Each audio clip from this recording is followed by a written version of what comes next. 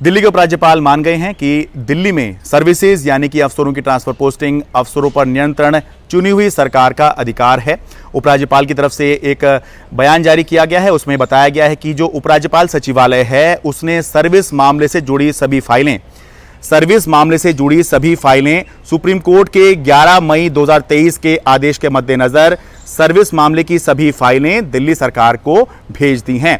इसका मतलब यह है कि इस पर अब आगे कोई भी फैसला, सर्विस मामले पर कोई भी फैसला, क्योंकि चुनी हुई सरकार को करना है, इसलिए सरकार को जो है वो फाइलें भेज दी हैं। और दिल्ली सरकार के सूत्र भी ये बता रहे हैं कि जो फाइलें हैं उपराज्यपाल सचिवालय से दिल्ली सरकार को लौटा दी गई हैं। और इसका मतलब ये है कि उपराज्यपाल सहमत हो गए हैं कि हाँ, दिल्ली में जो सर्विस डिपार्टमेंट है वो चुनी हुई सरकार का अधिकार क्षेत्र है।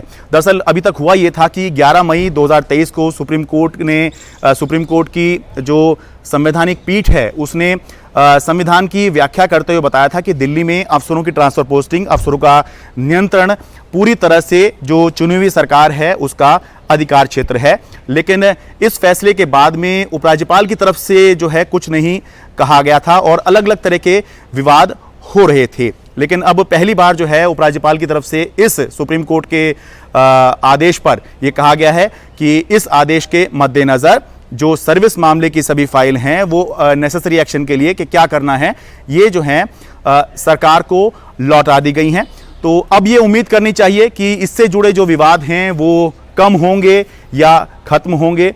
लेकिन एक बड़ा जो मामला था वो ये था कि उपराज्यपाल इस पर क्या कहते हैं, क्योंकि एक चर्चा ये भी चल रही थी कि जो केंद्रीय गृह मंत्रालय का सर्विसेज के बारे में मई 2015 का नोटिफिकेशन है, क्या वो वापस लिया जाएगा, क्या वो बदला जाएगा, क्या सुप्रीम कोर्ट के आदेश के बाद वो नल वर्ड नहीं हो गया है।